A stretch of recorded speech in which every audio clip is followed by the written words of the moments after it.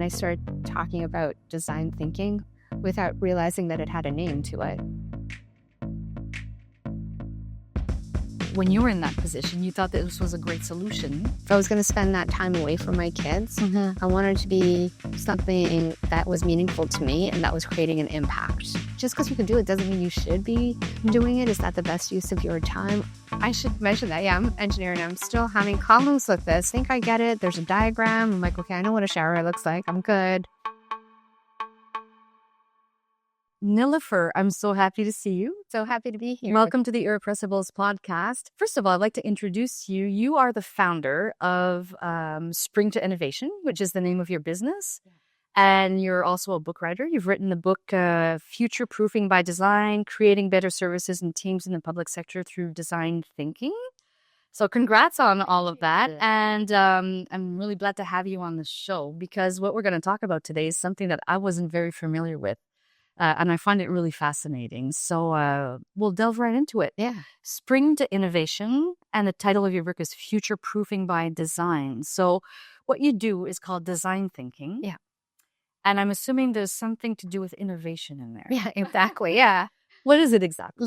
Maybe I can start out with how I started the company. So as I was working, my background's in software development and design. And as I was working in an innovation lab with a telecommunications company, we were working on prototyping and testing with some partner clients. And it was all technology focused.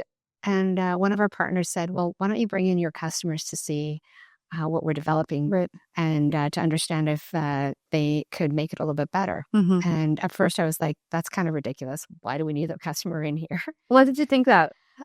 Because it's a technology solution. And at the time... Where does the customer know about that? Well, I think that's part of it. And also my thinking at the time was that they don't necessarily understand what technologies are out there or what the art of the possible is. Right. And so the person that we had there that was a part of the partners, he's like, well, let's bring him in and then see what they have to say. And when they brought them in, it was amazing, the feedback that they provided, because we had all these really cool things going on. And they're like, we don't really care about this. And I mean, then they started explaining to us what their challenges were. And for us to come up with solutions for that was really easy technology-wise. Okay. And then when the product actually made it to market, we had a whole bunch of customers for it.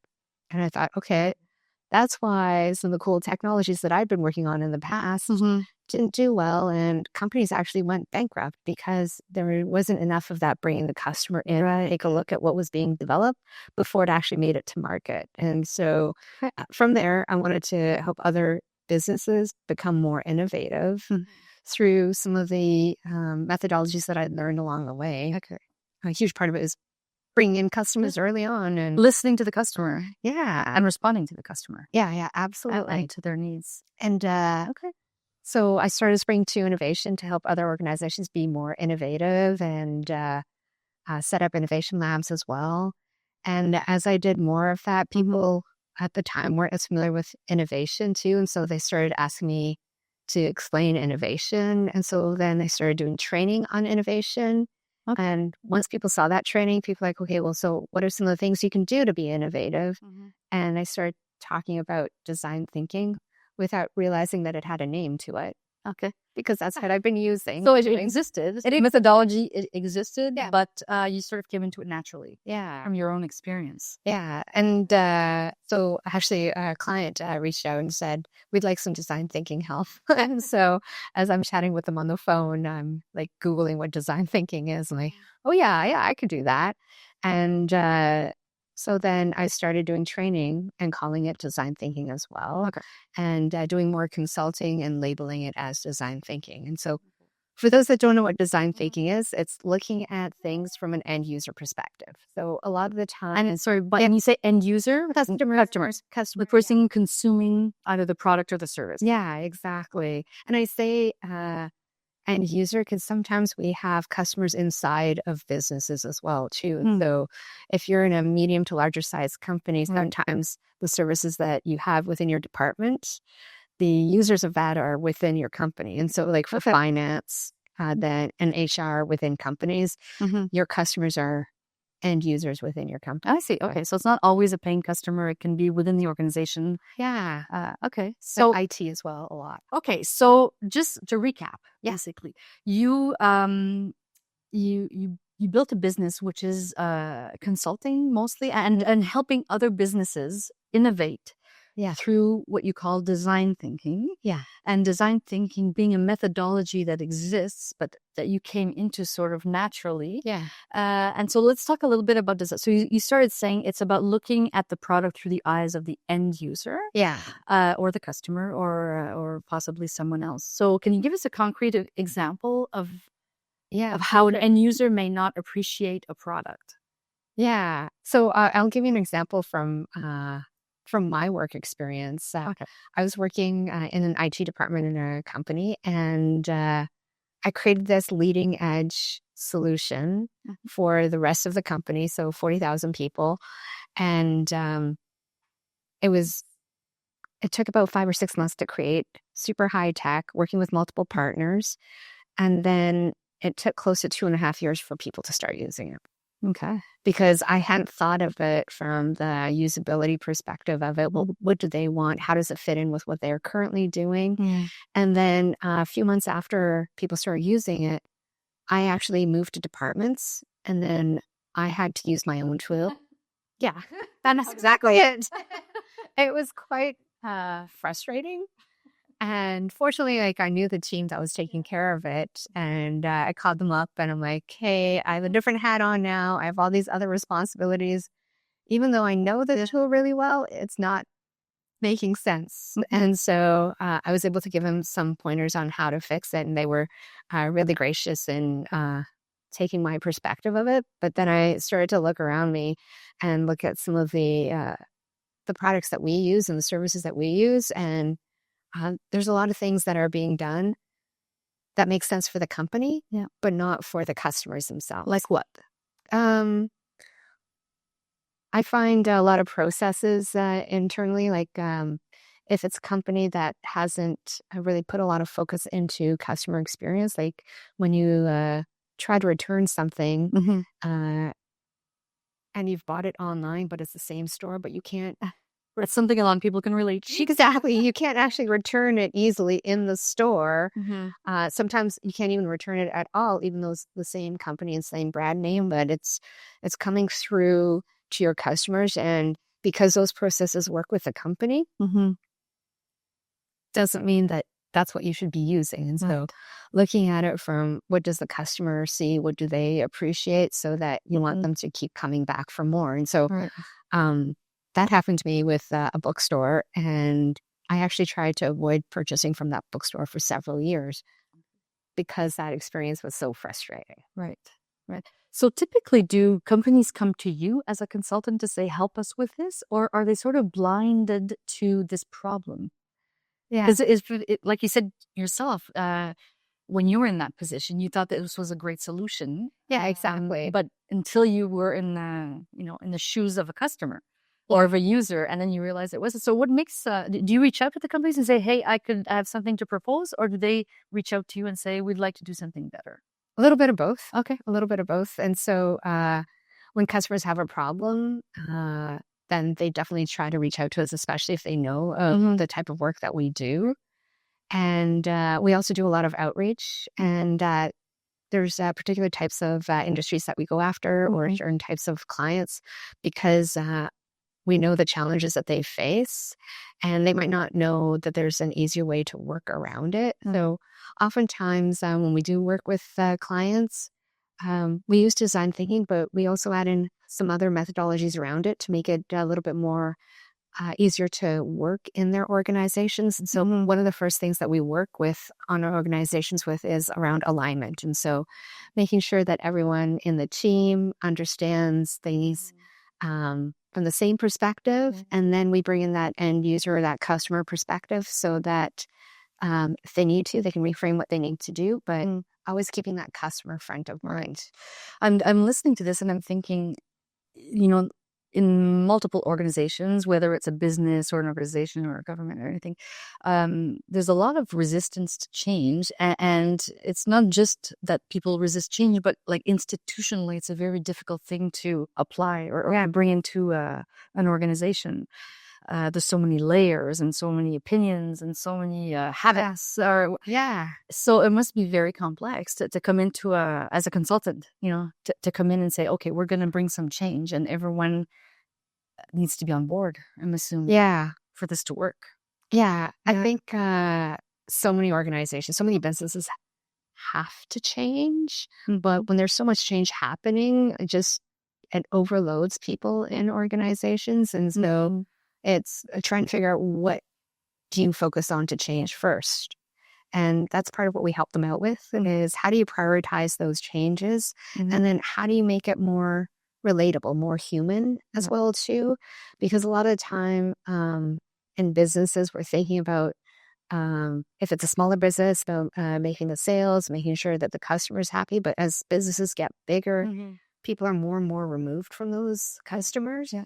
There's more of a hierarchy. You develop departments. Yeah, exactly. Yeah. Finance department, marketing department, etc. And like you say, those people aren't on the ground anymore. No. Talking to the customer. And then what they do on a daily basis becomes about creating a report or making sure that things are flowing through a system without realizing who's that customer that they're actually touching. Right. So there's multiple levels of management as you get bigger. Yeah. And also they're not necessarily talking to each other. Yeah. I want to understand. Yeah. Or not talking the same language. Not talking the same language. Yeah. And when you bring it back to thinking about it through the customer perspective, that brings that terminology alignment happening too. Because a lot of times what's important for finance is different than what's important for marketing. Exactly. Marketing wants to make sure that the business is growing, they're getting more customers, and they want to try new, maybe campaigns, whereas finance is like, well, we need to have you stick to this particular budget. And because marketing is so much closer to the customer, they understand a lot more what they need. So how do you bring that back into the rest of the company? Right. As so much changes in our environments with not just us as a business, but also with customers too, especially in today's day and age. There's so much change happening. There's so much. And this, I'm assuming people have to, or business owners have to adapt so much. Yeah. To all the change and And that was one thing we focus a lot on, is the mindset of people in organizations as we're bringing this through too, is how do you give them more of that customer-centric perspective?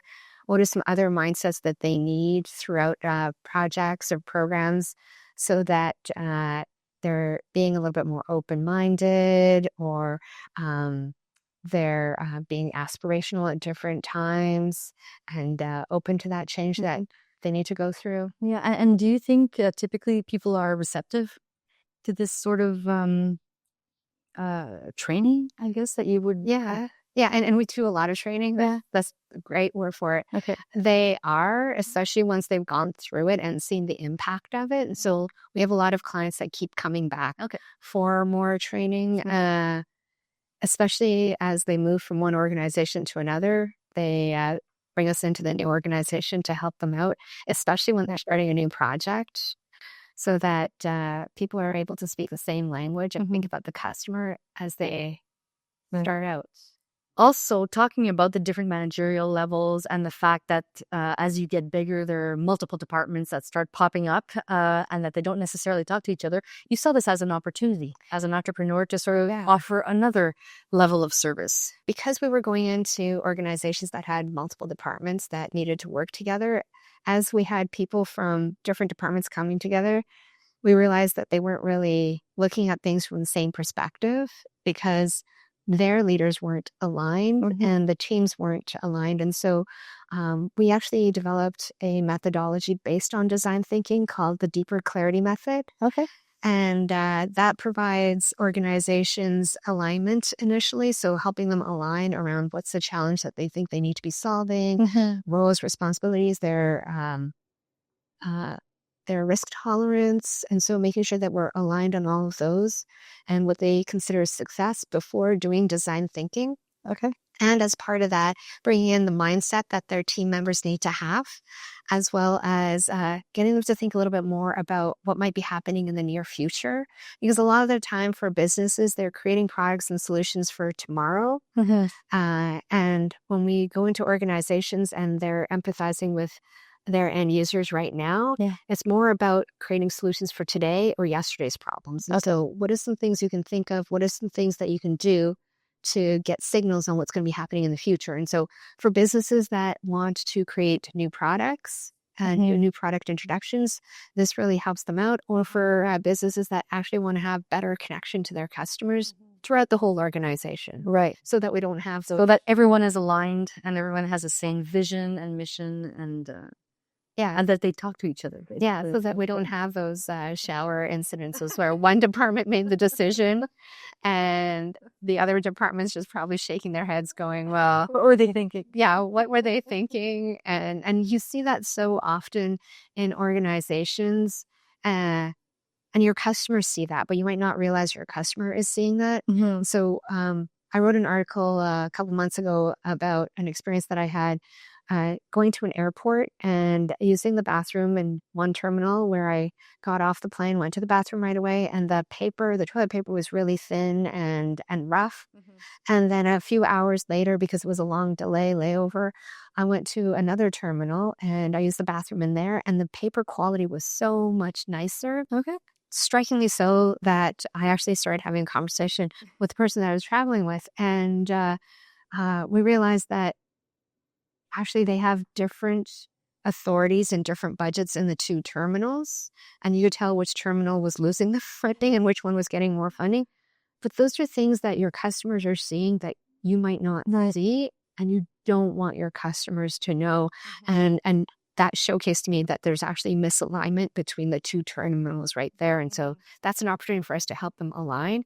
Sometimes you can't, but other times you can. So just to explain maybe for some people who aren't, who don't know about design thinking, including myself, but I know a little bit about it from speaking to you and looking into it. But just quickly, I know there's 5 steps, and these 5 steps are pretty well known. I mean, if you Google design thinking, you'll see images of these 5 steps. It's the kind of philosophy, if you will, of design thinking. But then when you apply these 5 steps, that's where a lot of changes, depending on the circumstances or the whatever industry you're working with, whether it's public service or private sector, that's where the magic happens, I guess. Absolutely. So the 5 steps quickly is empathizing is the first one. And what exactly is empathizing? It's almost like putting yourself in that customer's shoes, in their perspective of it, and who you think your customer is might be a little bit different than who they actually are. And so I'll give you an example. One of my first jobs out of university was working at Procter & Gamble. And so Procter & Gamble has so many different brands under it, like Crest mouthwash and toothpaste, to Pampers, to Pantene shampoo. And so when you think about who the customer is for that, you think that it's actually people that are buying it for their homes, but their customers are actually the grocery stores, the pharmacies, the local stores, the Costco's that are buying their product. But they need to understand not just their direct customers, but their customers' customers as well, the actual end consumer. So there's the end user, and then there's what would you call them? I call them customer and then customer's customer. But so it's understanding what are the people that are purchasing your products and services looking to have solved, like what are the challenge that you're helping them solve. So when you're empathizing, basically you're gathering information. Lots of information. So this is the phase where, say you're doing a workshop, you're getting people to, what do they do? Do they actually go out and speak to customers, or do they have customers come in the house and give some feedback? How does that work? Yeah, usually customers do come in and provide feedback, or there's people in the company that understand the customers really well, like the marketing and sales. But my ideal is always bringing the customers in and getting their perspectives to help us understand more about them. not just their articulated needs, but getting into some of the stuff that is unarticulated, like their feelings and their thoughts. And then how do they experience your products or your services end to end, so that you're making sure that there's no constraints in there. I'm laughing. I'm sorry because I'm thinking of. I listened to your TED Talk, which was great. But what you're saying reminds me of your experience as a customer in a hotel room. So let's just take a little pause, and if you want to tell that story, For sure. it'll really illustrate what you're talking about. Yeah. And so it's funny. I went out west and it was in a hotel in Vancouver. And I'd gone there and some of the flights were delayed. And so I was walking around with a knapsack for quite a long time and my back was hurting. And so I went to grab a shower before going out for dinner.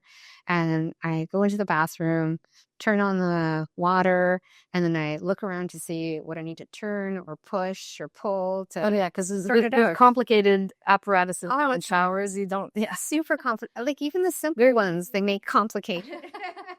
And this is actually a fairly simple one. It's just they managed to make it complicated. And I had the water running for a few minutes and I still couldn't figure out what I needed to pull out. And like I actually screwed out something that wasn't supposed to come out.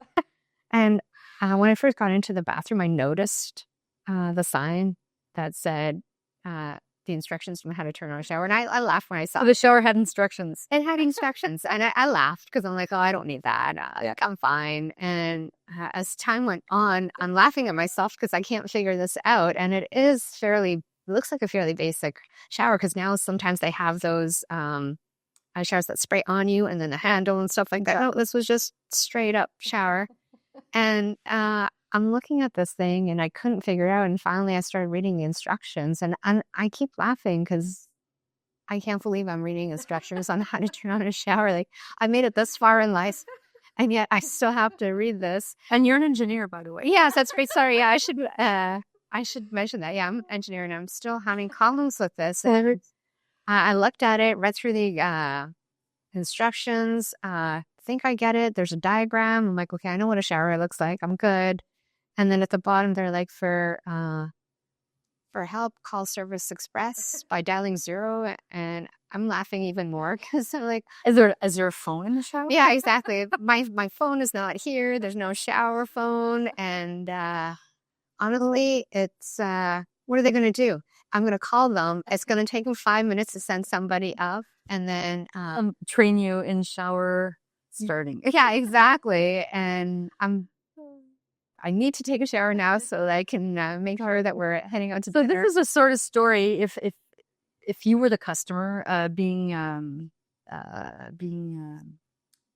interviewed at a company, this is the sort of story that you would tell. So basically, empathizing, gathering information. These are the kind of experiences that businesses want to hear about because they're not necessarily aware that it's difficult to start a shower. So after the gathering of information, it's defining. That's the next step, which is, I guess, defining what the needs are. Yeah. Well, defining what the problem you want to solve is, because at the end of the day, businesses are there to solve problems for people. Mm-hmm. And so after you've understood all the different types of customers that you have and really empathize with them and understood their end-to-end experiences with your products and your services, then what is really important to them that you should be solving? Mm-hmm. So in the shower case, it would be simplify. Simplify. What would it be? How would you define the challenge? Yeah, I think for hotels, especially one like that, it's a lot about luxury service. And so when you're putting constraints in there for your customers, then it doesn't feel luxury anymore. And so I think for that particular hotel, I would have had a larger challenge because that's probably not the only thing that's getting in the way as well. But how do we create end-to-end experiences for our clients so that they feel like they're being well taken care of? Okay. So that life isn't too hard. Yeah. When you just came off a plane and you're tired and your back hurts. Okay. Yeah. Next step is ideate. And that's a word I haven't heard much before. So ideate is, tell us about it. Where I think that's a design thinking term too. It's just coming up with ideas for the problem that you've basically decided to pursue through the define phase. And I think the hardest part for businesses is the empathize and the define. So reframing what it is that you want to do. And then once that's done, I think we're all really great at coming up with ideas. And we have different types of ideation techniques, like ways of coming up with ideas. But I think most people are really great at coming up with ideas. Are they coming up with ideas for the right problems? Right. And then from there, once you get people thinking about the right problem, then the ideas, it's just a matter of figuring out which ones you select to prototype. And so would this be like the brainstorming part of the process? Yeah. Okay. Brainstorming. And we do that so naturally, I find. Yeah. It's just hopping into solution mode. Exactly. Especially when people are motivated and they're trying to find a solution, a lot of ideas come out. Okay. Step number 4, prototype. So that's, I guess, taking your ideas and making something real out of it. Yeah, something tangible that you can showcase to your customers to get their perspective on what it's like. And a lot of companies do this usually later on, but I encourage companies to do it earlier on before it's more hardened. Okay. And so like Procter & Gamble has focus groups once the products are at a certain point. So that they can test and try out different things.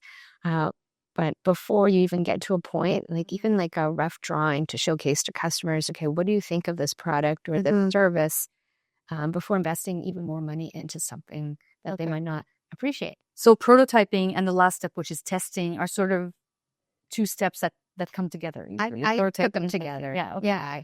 Okay, and so this is a cycle, right? Because I'm assuming by the time you get to testing, then some new ideas are coming up, and then you start over again. Yeah. And you go through the empathize, you're listening to the customer at the end of this process and going over it over and over again. Yeah. And Absolutely. just so I can imagine it, when you do this kind of training, it's like workshops, I'm imagining? Yeah. You get a lot of people from the industry or from the company together around the same table at the same time, and like, let's talk about it. Yeah, there's 2 different ways we can do it. Is to train up people within the organization, and we can do straight up training on what is design thinking, and then what are some things you can add on to design thinking to make it even more impactful in companies.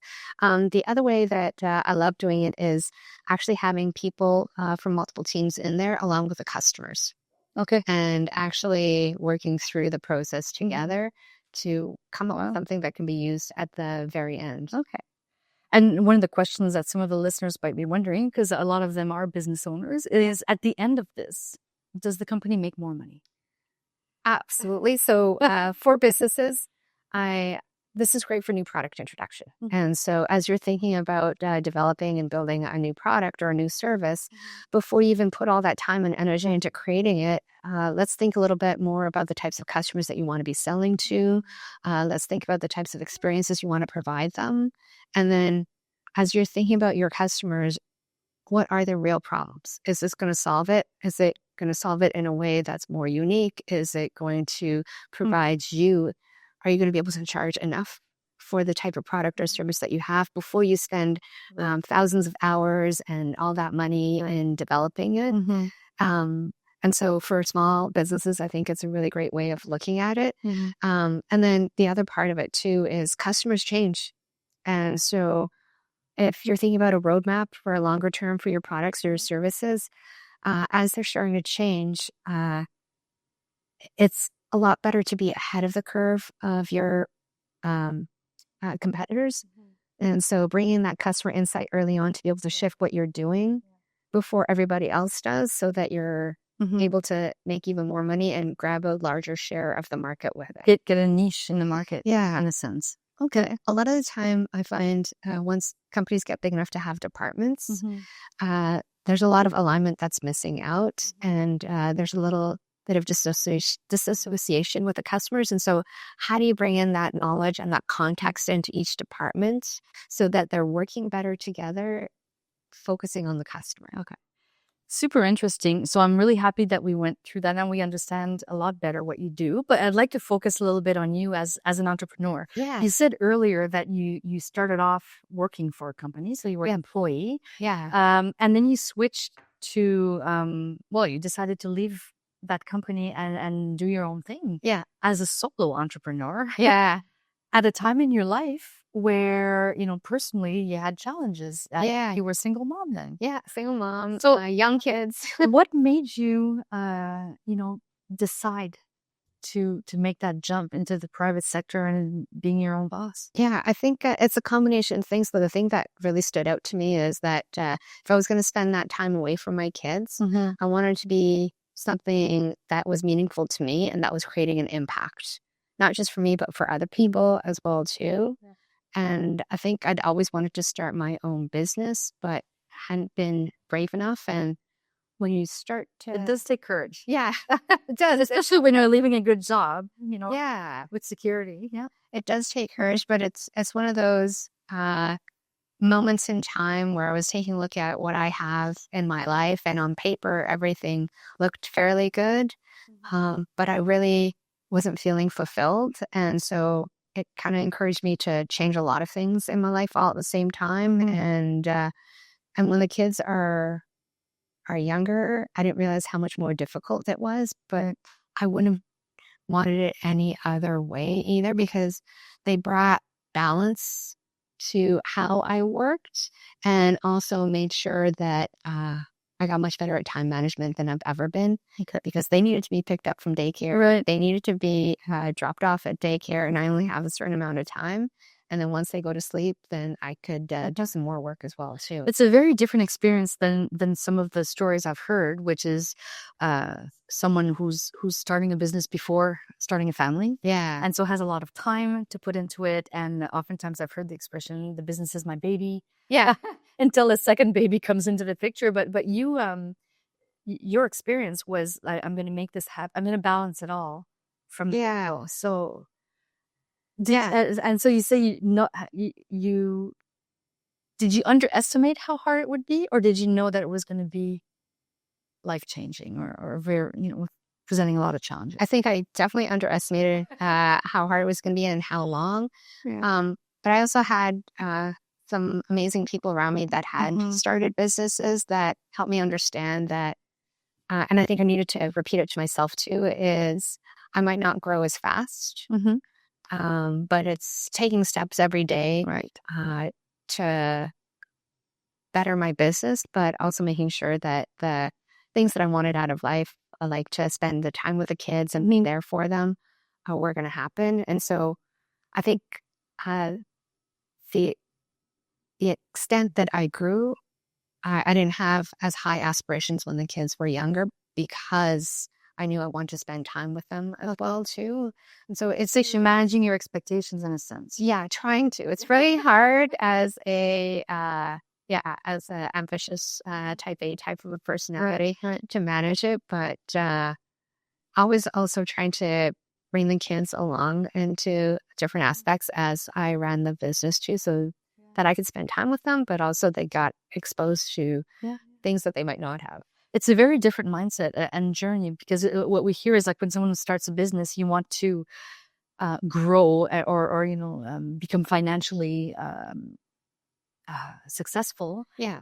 As fast as possible. Yeah. Most people don't want this to take a long, but you purposely said, I'm going to take more time to get there because I need a work-life balance. Yeah, I think partly purposeful, but also partly imposed on me from the environment that I'm in. Is the kids were with me a lot of the time, and I didn't really have as much of a choice. And without killing myself, I think that's what needed to happen. It's just getting comfortable with it took a little bit longer, but it's hard to watch people that have started businesses later grow a lot faster when the kids were younger. But then I always had to bring it back to, okay, what am I doing this weekend? I'm spending time with the kids. Yeah, exactly. So you had a different kind of payoff. Yeah. And in the end, your business grew like you wanted it to. Yeah. I think it grew more than I thought it would. It's just amazing how much everyday things add up over months, over years. And I think for me with a business, the real switching point was when I was able to hire my first employee. Okay. And how long did that take after you decided to open a business? Probably about 5 years. So you did it alone for 5 years? Yeah, maybe about 5 years. Yeah.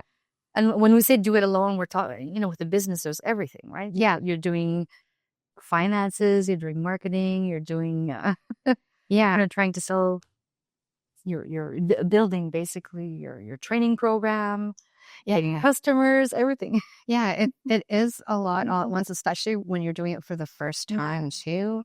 And I think it's also a lot of lessons learned along the way that I actually don't have to do everything. Yeah. And I didn't at the start. Well, I was going to ask you, like, after 5 years of doing it alone, was it hard to delegate once you got people on board? It was really weird for a little bit, but even before I hired my first employee, actually bringing on someone to help out with accounting, someone to help out with the website itself as well too, because I created the first one because I knew I could, and then letting that go and having somebody else take care of it, and then getting in help with marketing as well too, not through agency rather than hiring someone for it. It just, I think for me, it took a little bit along the way instead of like doing it all at once. But then that also impacts how fast you grow too. Right. So Exactly. I think I still work on my mindset as the business expands as well too, is what type of a mindset do I need to have every day in order to accomplish the things that I wanted. And what's the answer to that? And it shifts all the time. And so like initially my biggest lesson around mindset was around letting go and not doing everything. And then begin to delegate as well too. And then as I get into more of a growth phase of the business is me pulling back and actually working on the business as much as possible rather than in the business. And sometimes it's harder than others depending on what's going on and who else is helping you out with that and what's the whole team look like at that particular time. And so it kind of shifts like on almost monthly basis now. Okay. Yeah. Well, I can see that because your business is growing. Things are changing. You have to adapt to what's going on in the world, but also you're onboarding some people as well. It's in constant evolution, and your role in there changes as time goes by. Yeah. And I find the thing that also helps me with my mindset shift is surrounding myself with people that have different mindsets. Okay. Sometimes people are in super growth mode, and I love being able to see how they're able to do that. And I think we chatted a little bit about helping me get out of my realism zone too. What does that mean? So sometimes, at least for me, what I find is that the art of the possible sometimes feels like it's like in a small area. And then as I talk with friends or colleagues that have done different things, I realize actually what the art of the possible is much bigger than what I had initially thought of. And so I think of the realism zone as like what I've been living and what I've been seeing. Whereas there's so many different opportunities out there and potential for growth, for living your life, and the types of decisions that you want to be making and how you handle those decisions. And to get out of this realism zone, like you say, I remember when we first spoke, you talked about the importance of travel. Yeah.